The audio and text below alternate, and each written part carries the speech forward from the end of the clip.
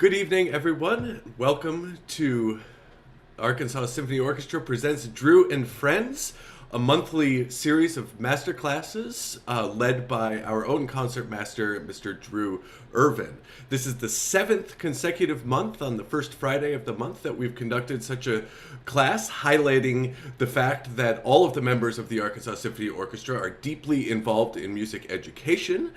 If you are not aware, a master class is a tried and true method of music instruction where students combine the benefits of a performance opportunity with those of a private lesson. And so the students will perform and then receive some feedback in this public forum.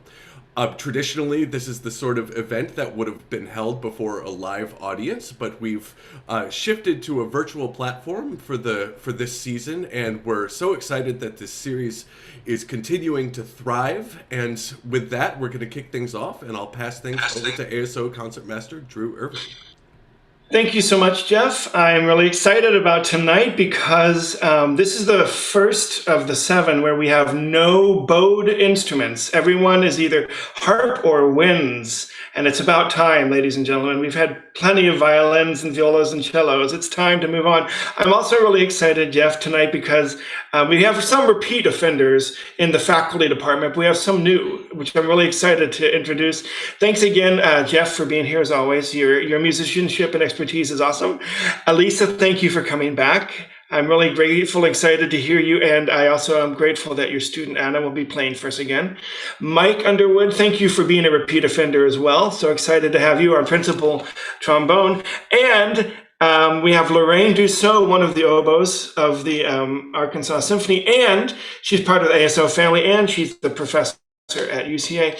And last but definitely not least is our own Brandon Dorris, who is the saxophonist extraordinaire and man of many, many, many talents in our office. He has done so much that I can't even begin to tell you during this pandemic, including helping set up our office for an incomplete recording studio. He's the one who does all of the getting us to be able to broadcast online. So we're grateful for that.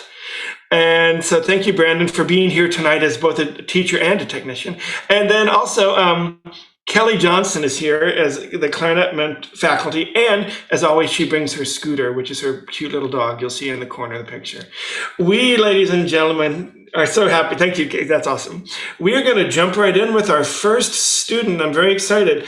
Jaxon, would you be kind enough to introduce yourself and tell us what you're going to play? My name is Jaxon Charlton. I go to school at Conway Junior High School. I take lessons from Brandon Dorris, and I'm going to be playing Aria by Eugene Bozza.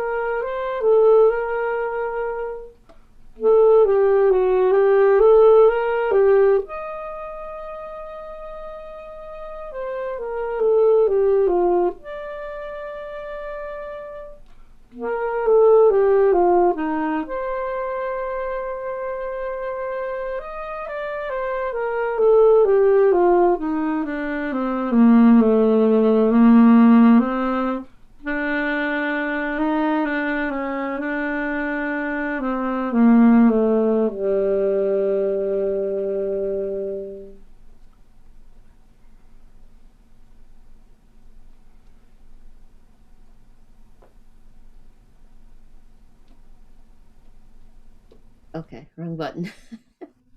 Hi, Jaxon. Hi. I'm Dr. Duso, and I play oboe in the Arkansas Symphony. And I've been here for about 20 years. And how old are you, Jaxon? I'm 15. 15. Well, your teacher, Brandon, is Brandon your teacher? Yes, ma'am. I heard him play that probably around your age. So that's how old I am. And I can tell you, he's really done some fabulous things for you. I mean, your tone is absolutely gorgeous. Intonation, you're very well in tune with yourself. And the legato line is just incredible. It's just wonderful, beautiful, beautiful playing. So keep doing what you're doing. It's fabulous. And if I could have a couple helpful hints, um, probably a little vibrato. I'm sure you've heard that before, huh? A little vibrato on the long notes. And when I do vibrato, I like to play it very plain, and then I add the vibrato later. Can you try that maybe? How is your vibrato, by the way? Pretty good. Pretty good? Yeah? Okay. Well, go for it. Whatever happens, happens. You're trying something new. Just take those long notes and see if you can add a little vibrato to it.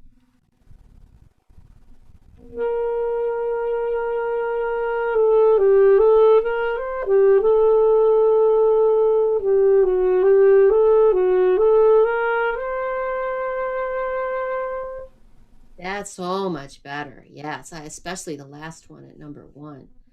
Now, Bozza, being a French composer, we have some grace notes, and you just tell me, Drew, when to shut up. I'll just keep going. You tell me, okay, that's enough. Grace notes. Well, we play a lot of French music, oboe players, and so we have some grace notes in front of the note. And when we do, sometimes we like to put a little bit of space before the grace note. Let's see, maybe after 2, when you see that first grace note. Yes, ma'am. Let's start before that. That's 1, 2, 3, 4, 5, 6th bar. You see the breath mark there. You want to start after the breath mark. And when you come to the grace note, just put a little bit of a space between that, so that you give that little grace note the sparkle that it needs. See if you like it. See if you do it, and then see if you like it.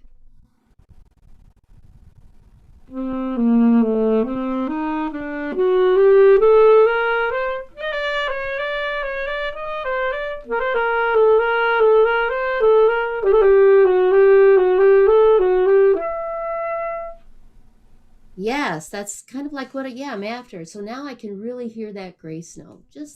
Not too much of a space, but just enough to let that grace note sparkle. Okay? Thank you. Oh, I just wanted to jump in and say, if people who know me know I love singing, and I really thought your capturing of the singing and the aria feeling is really on the right track. One thing I might ask, and of course I'm going to acquiesce to the wind specialist, especially the saxophone specialist here in the Zoom room. We're right at rehearsal 3, and then about 4/7 minutes later, that grouping of grace notes, I think they can be sung a little more. So you just play that. And when you played the first time, I felt as if you were so excited to get through the grace notes. And I would love to have heard them sung through, at da-da-da-da-dum as opposed to da-da. Can you try like a measure or 2 before 3 and be a little more gracious with that set of grace notes right on 3? More sung, please.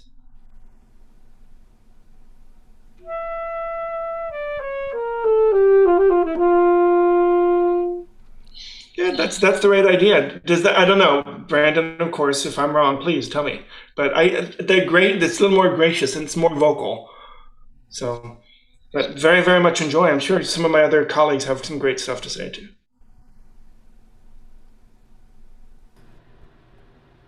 So Jaxon, I really appreciate you playing Bozza. He's one of my favorite composers. Bozza is this is actually a slow movement. Have you heard any of his fast music? No, I haven't. Yeah, it's wonderful. You'll love it. It's fabulous. He has a real flair, and being a French composer, he has a lot of great colors in his music. What I actually wanted to discuss with you, though, was uh, being a band person. I play trombone, and you're a saxophone player, and so we've played a lot in band already. When we see our dynamics, we tend to look at them in terms of how we see them in band. So when we see a dynamic that's a pianissimo, we look at it and say, oh, well, that's just not very important, or we want to try to play really, really, really softly. And I think that what happens often when we play really, really softly is we lose the quality of sound that we're looking for. And we're always wanting to stretch that dynamic. Yes, absolutely. But you always want to play with your best sound. And so when I talk to my students about playing piano or lesson piano, I always think of telling them that piano is an easy dynamic. Play easy. And that what that does is it kind of gets them off of thinking, preventing something from happening and just letting something happen, right? Being it an easy dynamic. So where was that? It's near the end. So it's right before 6. So why don't you try playing maybe 4 before 6 and going into 6, and just think about playing more. Just think of the dynamic as being easy, because remember, you're the soloist, and so you're in control of your dynamics there, and the accompanist has to follow you, right? And that's who we want to listen for as well, is the soloist. So why don't you play just that part? And just think about just playing easy and just make it sound beautiful still.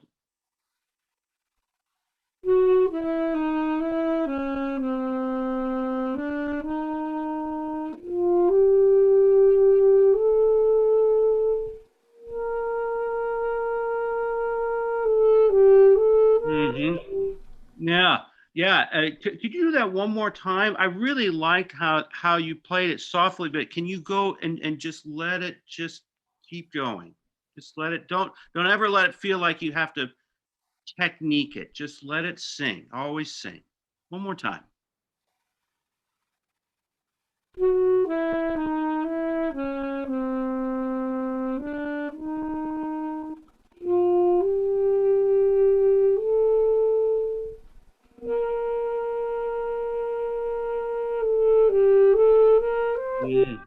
Right. Yeah. Right. Yeah.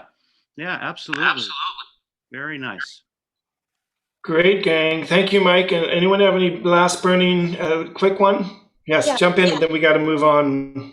Yeah, if I could just say something really quick, I really appreciate, I could definitely use some dynamic changes, and I appreciate your rhythm. I think you're doing a really good job with this. I'd like to ask at the beginning here if we can think about connecting more than one bar together. So, well, I like to think about phrasing by going from big note to big note. So if the downbeat is the first important note, maybe we can make sure that the downbeat goes all the way to the F sharp in the third bar of your playing. And then that leads with the crescendo to 2 bars later to the downbeat of 1. That's kind of where we're heading from the first bar. So could we just try those first 4 bars and make sure that we're always growing a little bit every 2 bars till we reach that A at 1.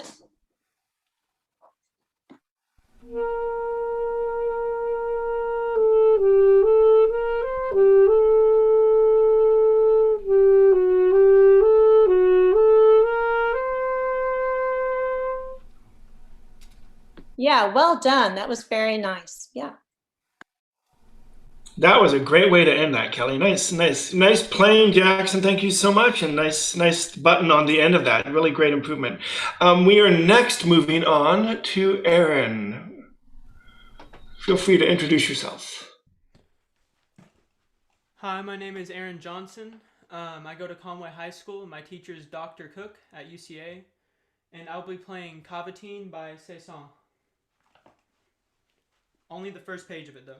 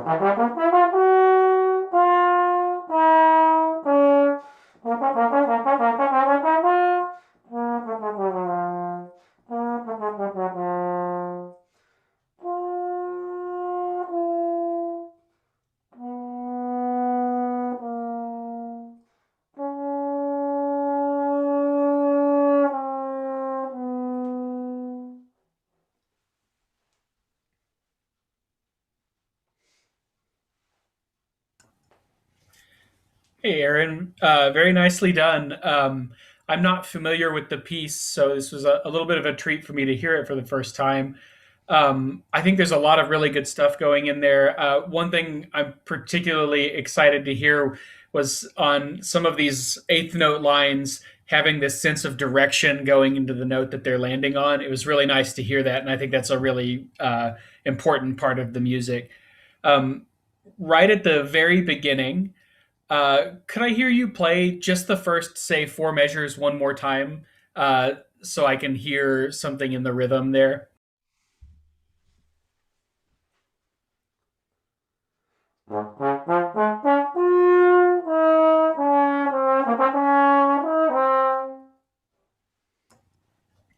Yeah, I suspect that the what I thought I heard the first time may have been some of that Zoom weirdness that every now and then decides to speed things up. But yeah, there were a couple times in there where coming off of the dotted half notes, especially if it was a dotted half note followed by a rest, where I thought maybe you were in a hurry to get away from that held note. So I would encourage you to just it is a pretty brisk tempo in general, but I would encourage you to hang on to those phrases and don't get in a hurry when you're leaving a held note, especially when it's followed by a rest. There were a couple of times where I thought, oh, maybe that was a little hurried. I'm going to get out of the way and let other people speak to you about this, though, because I'm uninformed on the piece of music, but I really did enjoy hearing you play it. Really well done. Thank you.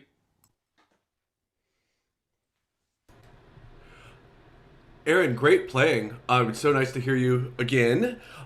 I agree wholeheartedly with what Brandon said about fantastic direction, musical direction to the lines, and especially with the eighth notes. Never let that leave your playing. That's really one of the hallmarks of fantastic musicianship. So I'm going to talk to you just briefly about something considerably more boring and technical, and that is intonation. While in general, like I think that your center of pitch is solid. There are certain intervals when you're playing, especially when you're playing in flat keys, where and I'm talking about the half step and I'm talking about the minor third, where the tendency is that those intervals are a little bit too wide and that it pushes the whole thing just a smidge sharp.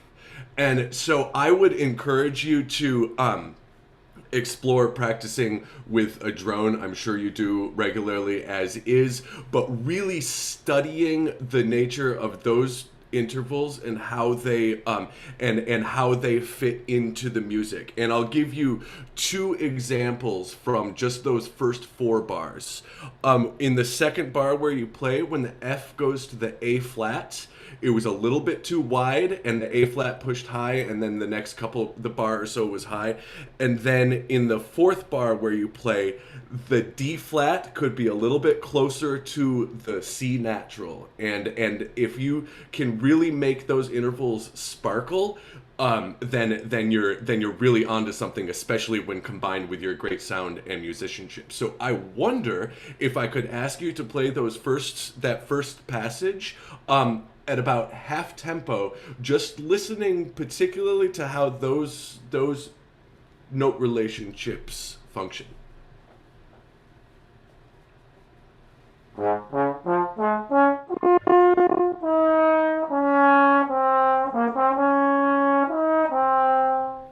Good. The tied D flat, I really liked where you landed on that one. I'm going to ask you to do that one more time, but this time stop and hold on the 4th note, the A flat, and notice whether you think it's a little bit above where it should be.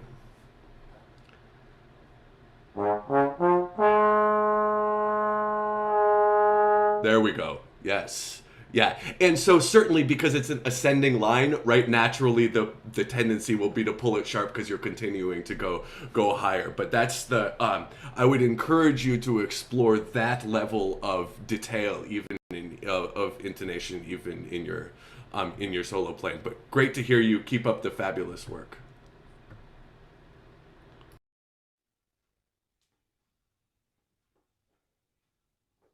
I think Mr. Robson brought a great topic about being in tune with yourself and how to do that as a single line player. With string players, mark me wrong, but they're able to tune themselves with other strings, and we just have this one line. Well, I highly recommend the drone of your Korg or your tuner and put it on the what key are we in here?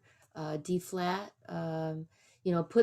Put the tuner on D, let it drone, and then as you play, it's going to change keys, but you always come back to that D flat. And so when you're playing that D flat, try to tune it, and like he said, play it very slowly. It's always been helpful for me.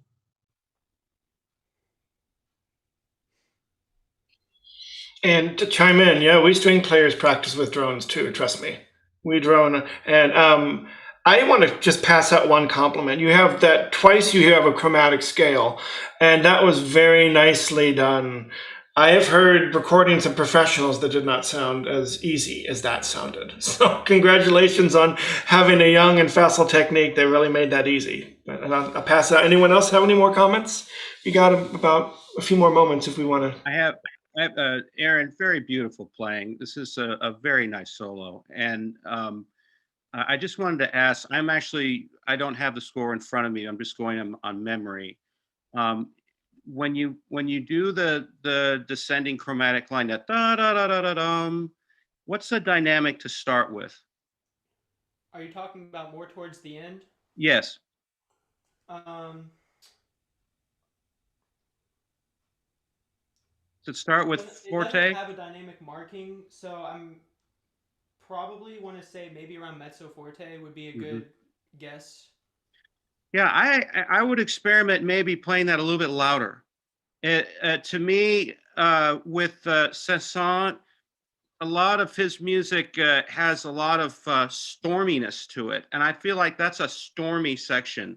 Like you can bring that on. It's like ba da da da da dum, da da da da da dum, something like that. Maybe a little bit more stormy, because actually, if you go to the second page, it's the complete opposite of that, as you know.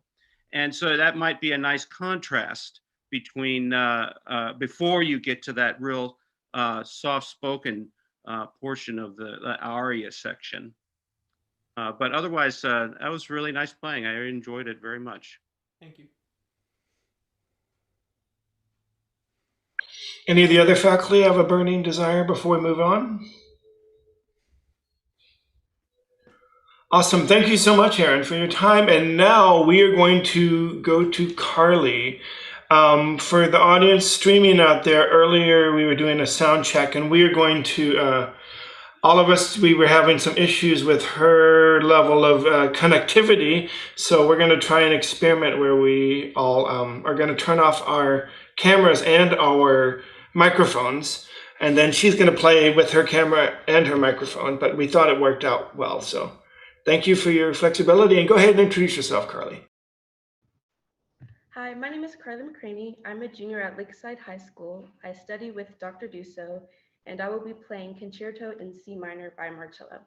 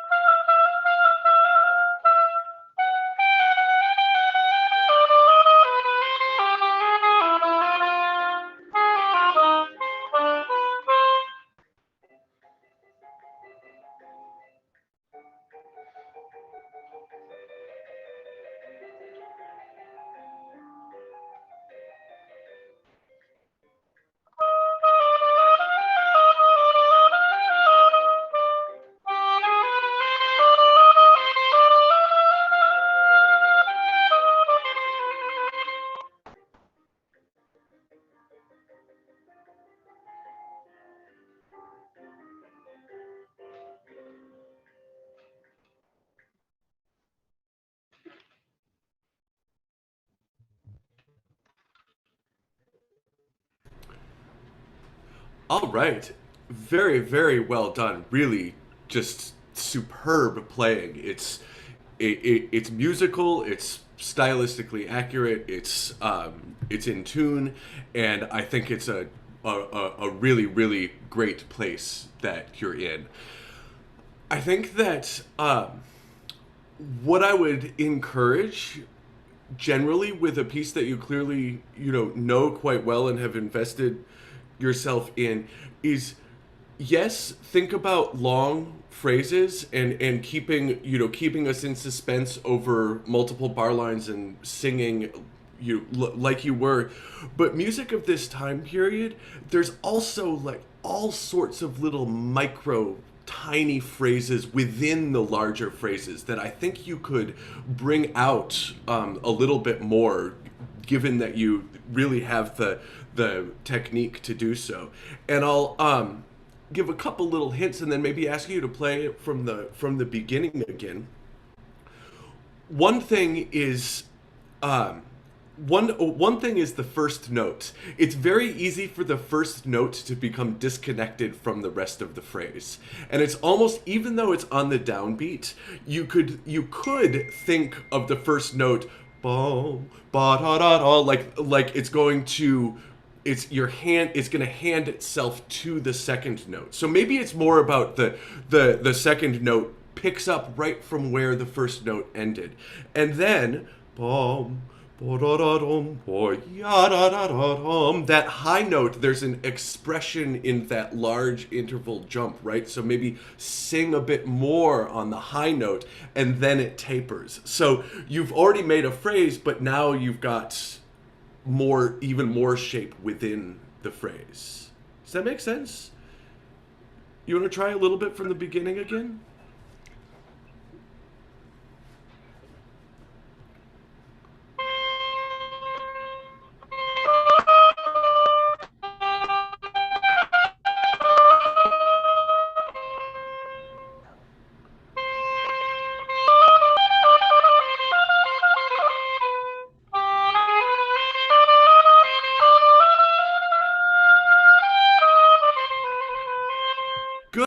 Good. Much better. And even then, when you have like what we call a sequence, where it's the same kind of pattern that repeats like a step down, you could make one like a little bit more the next one, just kind of experiment, or a little bit less if it's descending. I'll also just throw in there, like at measure 10, I'm sure you and Dr. Duso have talked about how in this style of music the is slightly unequal weight on the first note of the slurs. Is this feeling of inegal is what, and dee da da da da da da. I think you could possibly put even a little bit more expression, maybe sometimes a bit of vibrato on the first notes of slurred pairs. So I know I'm throwing a lot of musical ideas out at you, but I just want to encourage you to think really creatively in terms of the musical possibilities.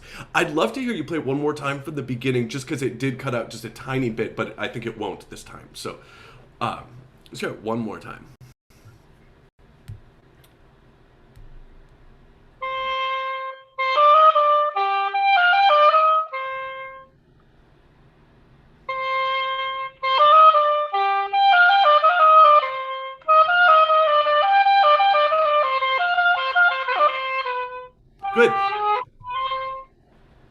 Good. So right there, yada da da da da da da yada ba da. That grace note on the downbeat of measure 9 is to give that note extra expression, right? So play the grace note maybe a little bit sooner before the beat, but make sure you lean on that D downbeat so you get that emotion.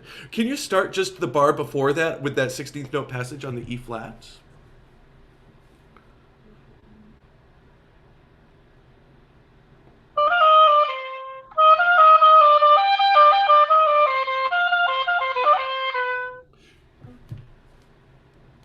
That's the right spot to start. Try it one more time, but the downbeat of 9, the main note is still the D. So, one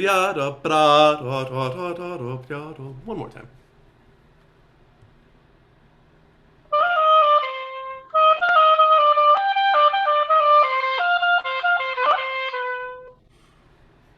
Yeah, it's much better. So, all in all, I mean, just absolutely the sky's the limit, I think, for your playing. So keep up the good work, and really in a piece like this of this time period, think about the expression on every note and making little micro phrases within the longer ones, and I think you'll really knock it out of the park. So congrats! Thanks for playing for us today.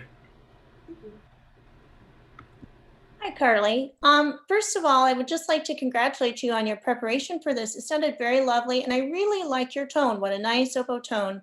for high school. Very well done. I'd like to add another comment just about bigger phrasing. And for instance, sometimes if you can pick an interesting line over the course of a few bars and bring that out, that also helps us connect in bigger ways. So if you look up bar 14, when you enter there, you start on an E flat. All right, downbeat of the next bar, you descend to a D flat. Beat 3, you're down to a, I'm sorry, am I reading the right clef? I'm sorry, C to B flat to A. Sorry, and then in the next bar, downbeat to a G, and then the downbeat after that is to an F. And so I'm wondering if you can just try that. And I know the articulation is the same, but if you can really highlight that descent for us so that we can hear you coming down.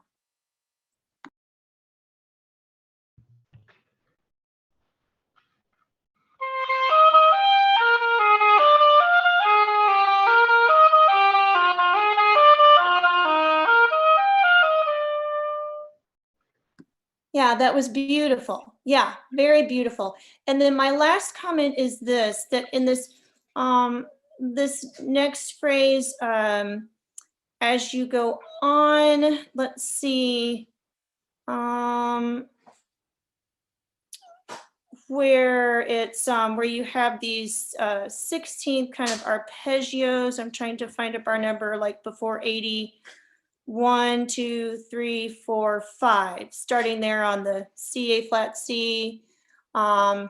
Sometimes, again, if you can kind of pick out the shape of those, and you know, we've got the C going down to the B flat, going down to the C. If we can think about maybe connecting more through the whole bar so that C kind of remains the important beat of the bar, if that makes sense.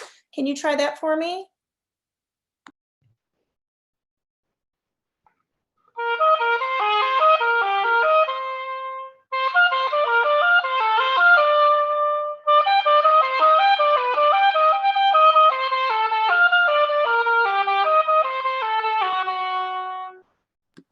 Yeah, so to me, that felt like a whole bigger bar of growth. I thought that was very nice. Lovely playing. Well done. Thank you.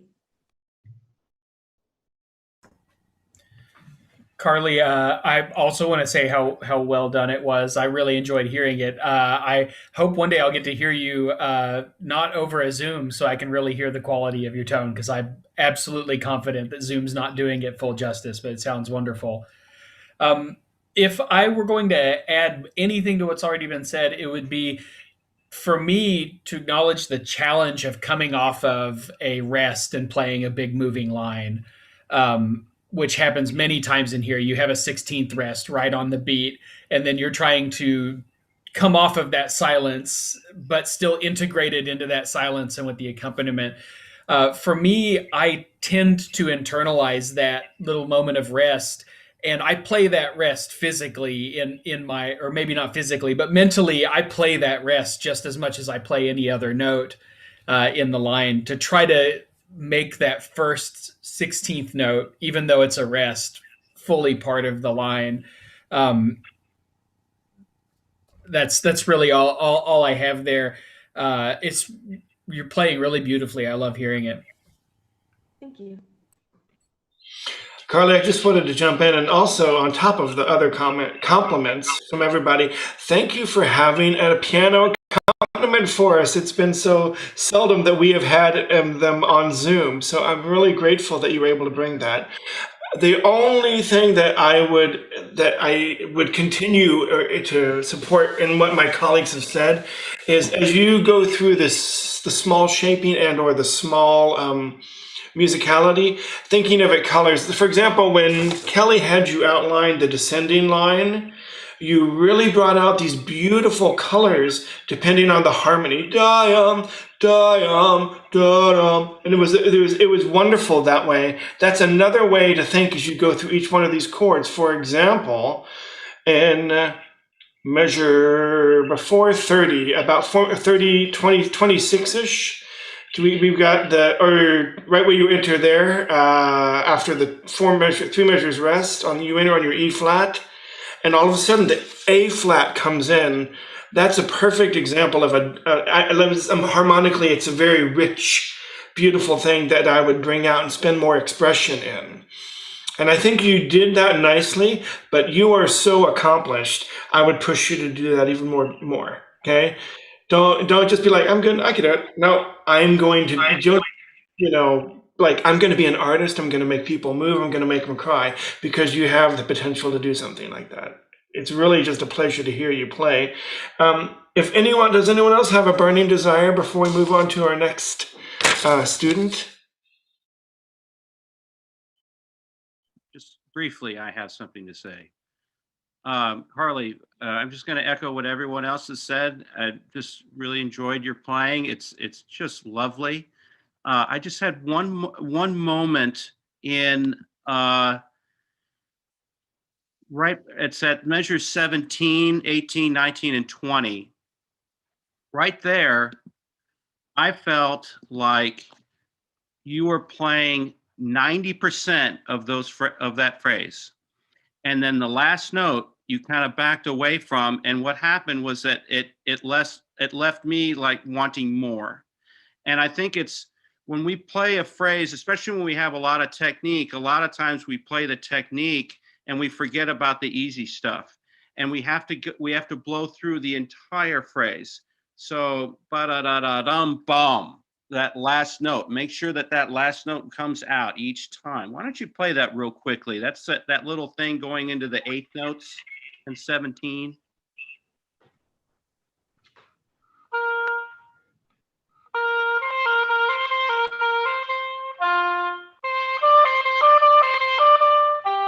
There you go. Yeah, absolutely. That second one was beautiful, the way you just did that. That was the only concern I had in the performance, at least to my ears. So just keep practicing, keep listening. You sound wonderful, and you've got a bright future. Great way to finish it. Thank you. And now I'm very excited to move on. Thank you also, Carlee, for your flexibility, and gang for reading the room. And we all turned off the cameras, and it worked very nicely. I was so grateful to get to hear that sound. I second everyone else when I say I cannot wait to hear it, not on Zoom. And next, we are going to move on to Anna. Feel free to introduce yourself and what you're going to play, Anna. Hello, my name is Anna Lien. I attend Episcopal Collegiate School, and Miss Alisa Coffey is my teacher. Today, I will be playing Aria in Classical Style by Marcel Grandjany.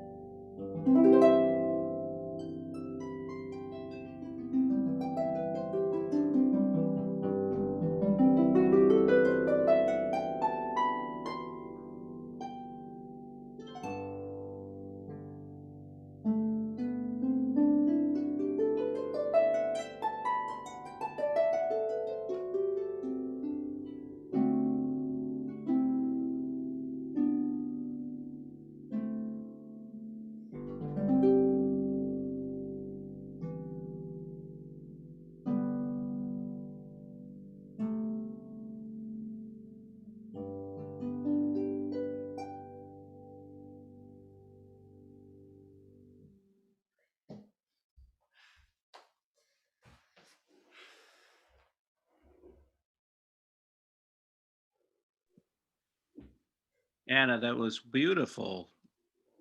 And as a trombone player, I'm going to say hyperbolically that you probably have played more notes in just that 5-minute span than I think I've played all week. Thank you. With that said, let me, I think what I want to talk about with you is maybe something that that Dr. Johnson maybe talked about a little bit, but maybe in a different way. So she talked about the movement of line, like seeing the bigger picture and seeing how like individual notes, you can kind of go from G to F sharp to E to D to C over time. But actually, what I was thinking about maybe is that this piece is in a particular key, correct? Yes. Right. And so in tonal music, there's we don't have tonal democracy. All the notes are not created equal. That some of the notes have more importance than others. So for instance, the leading tone has a lot of pull, and the sevenths of chords have pull. So let me pull this up real quick. I need to find exactly where that was. Lots of notes. It was more in the song portion instead of the rolling arpeggios.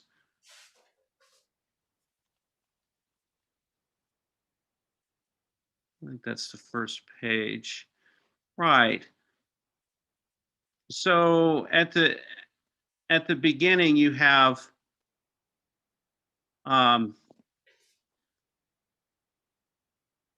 let's see here. That was so long ago. But you've got portions where you have important notes, and I felt like, although I felt like you have a really good handle on the music, I would like you to move the line a little bit towards particular notes. So what I want you to do is just play from the beginning and think of a note that is important within the phrase and kind of go towards it. So just go ahead and play from the beginning.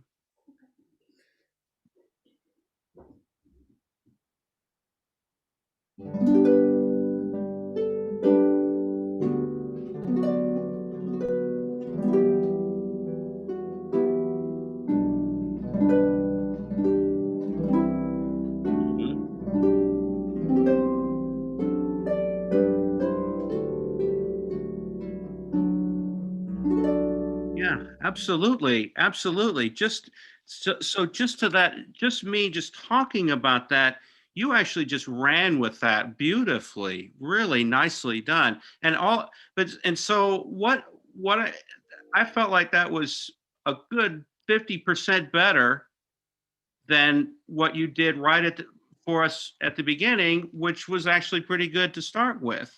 So think about how you can just keep keep the phrasing going, because that will just continue to warm the sound that you're already getting. Thank you. Mm-hmm. I agree completely with the difference between those two, and I'm gonna step out of my comfort zone just a little bit and make an observation about what I thought you actually did differently to create those phrases, other than thinking just about the notes you wanted to go to. But sort of on it sounded to me that time like you used the rolling of the chords as a way to musically emphasize the notes you were going to. And conversely, the notes that needed a little more forward motion, you had a little bit tighter, like they happened a little bit more, at the same time. And and I thought that was incredibly effective at creating the musical line. And I almost want to ask you to do a different spot and maybe consider the same thing when you want the line to move forward. Maybe roll the chords a little bit less, and then if you really want to emphasize this is the arrival point, roll it a little bit more.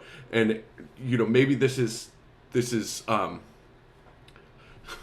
opposite of proper harp instruction, so I know I'm sort of going out on a limb here, but what I heard you do in response to what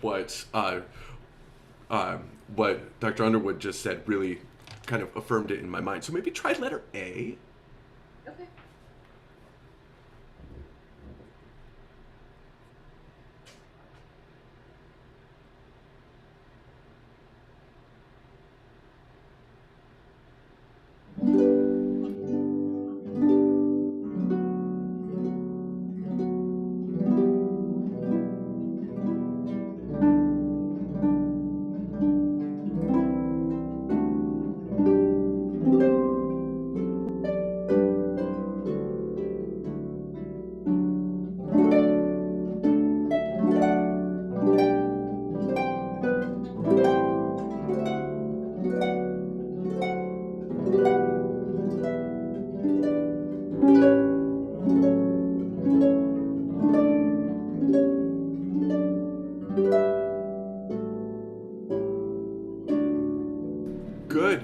Good. It's so much better, and I know some of the larger intervals probably present technical challenges, but of course that just gives you something to work on. And so just I would experiment with using that as a tool to create musical phrase and direction to the line. Add it to your arsenal of musical stylistic devices. So congrats, great to hear you again as always. Thank you. Great job, Anna. Anna hears me talk all the time, so I'm really excited to hear your guys' feedback as well and hear my colleagues' feedback. But there's two things that I really loved about this performance. Your pulse was really, really steady through all of those fast notes for the most part. Can I ask if you took out the metronome? Anna and I saw each other just an hour before. You did? Oh, I'm so happy. Okay. Yeah, it was so steady and moved so much better this time. So really use that metronome all the time. And then the second thing I loved is all the drama that you did in the cadenza. You made us wait after that held chord, just like you would in a vocal aria. And you came in really quietly and you built and you got a little bit of speed on the first line, which was really great. I think you could do more of that in the second line. So start a little bit slowly in the second line. We start out with eighth notes, and then on the first thing going down, and then the second group going down is going to be sixteenths. So as much drama as you start with, keep it, and you can do that in the second line. Do we have time for her to play the second line once more? Can you try that? Yes. Okay. Maybe just play that C chord and then go into it. Okay.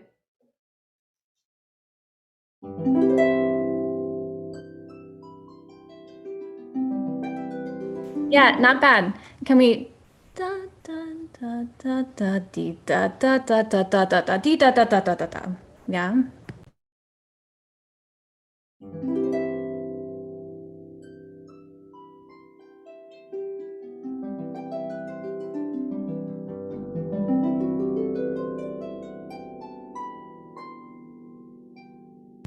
That was beautiful. Everybody liked it too. So great job today. Thank you. Just one jump in. Do any of my other faculty members have any burning desire to say one more thing before we finish up for the evening? Could we make it quick? We're over time, so. Oh, well, I just I went back and listened to this piece, and it was a beautiful job of it. And and then I looked up the composer. Are you familiar with the composer? Did you happen to get a little background of him? Can you share it with everybody? Well, I haven't really looked into Grandjany that much. I mean, I have played some of his music, but I haven't really That's researched okay. it up a lot. So That's okay. Learning the piece and everything. But he was a harpist and an organist, and this piece is for harp and organ. And when I listened to the video of it, I listened to the organ and him playing the melody, and I highly recommend that. Maybe listening more to the organ melody and try to replicate that if you can. I know it's difficult on harp, but that's my only comment. Thank you. All righty, gang. I want to just take a second and thank all of my faculty members for such amazing coaching, and I got to thank you for young artists for making some beautiful music. I also do have to. We are allowed to brag for other people here, so now I have to go in and, ladies and gentlemen, we have in our midst a young winner and star. Our fantastic young trombonist, Aaron, has not only won state, not only won region, but won nationals for the MTNA convention. So congratulations on that. And most of you might not know this, but we have proud mama in the room because Kelly Johnson, the clarinet faculty, and her husband Todd, who's a trombone and a music teacher in Conway, both are very proud parents. So Aaron, congratulations on winning a nationwide competition. That is fantastic. I'm very proud of you and excited for you, and I cannot wait to hear what comes next. But young artists, young Jaxon and Anna and Carlee, you guys played so beautifully musically tonight. I really want to thank you for an amazing class. And I'll end my class the same way I say everyone, go practice, but with a purpose.